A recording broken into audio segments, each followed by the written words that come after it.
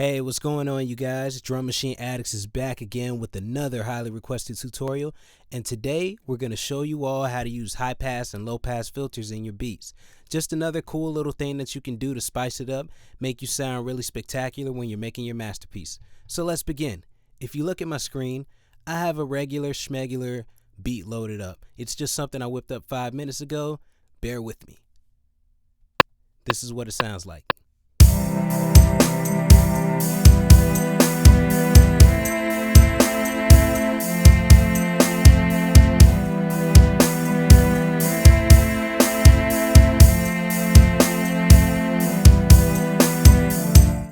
Alright, so just a quick 8-bar loop I whipped up, and if you're wondering how I did those chords, you can click the link below. It'll be somewhere in the video, and you'll learn how to make chord progressions in another of our tutorials.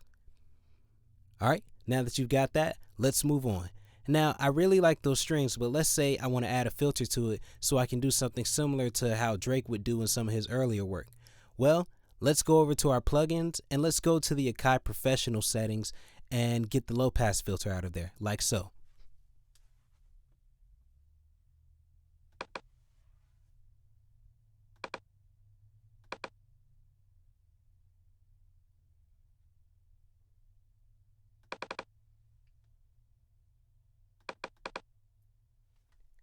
Now, if you see in the left side of my screen, that's what the low pass filter looks like. The resonance is on 0 and the frequency is on 1500. So let's see how that sounds now.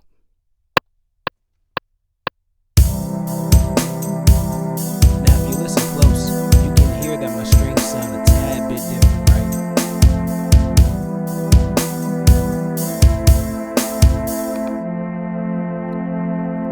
All right. So my strings sound a little different, right?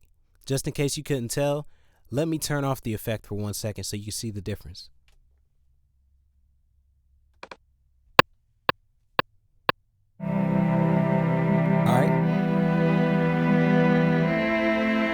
Now notice how some of those high-end frequencies were cut out. Now let's say I want to do something more drastic and cut out more of those high-end frequencies so I can get that filter effect that sounds kind of muffled.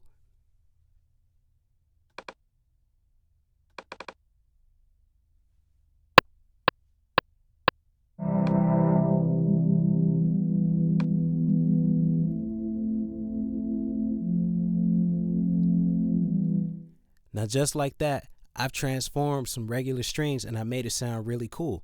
So let's see how it sounds with the drums.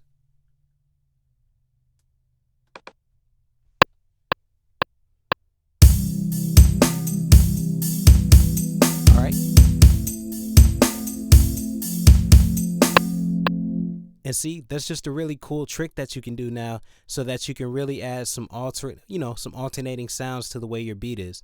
So then you can have your hook and then you can drop out those strings kind of with that low pass filter, and then you can just rap and rip, and it adds some dynamics. That's what I meant to say earlier. All right. Now let's say you want to do the same thing to your drums too. Let's go to that track and put a low pass filter on there as well.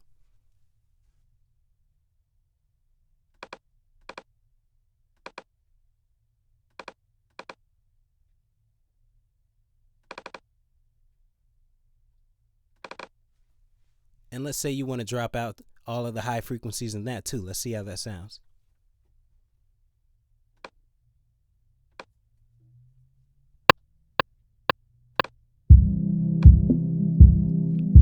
See, it kind of has that Drake feel to it, right? Like his first album, second album, that kind of work. So that's pretty much it. That's how you use low pass filters. High pass filters are quite the opposite. You cut out all of the low frequency sounds, like so.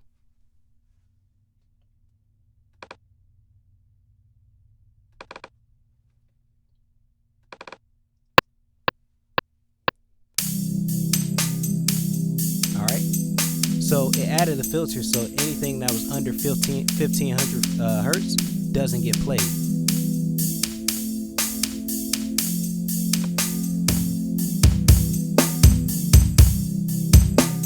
See, I pushed the frequency down to 34, so now anything under 34 hertz doesn't play.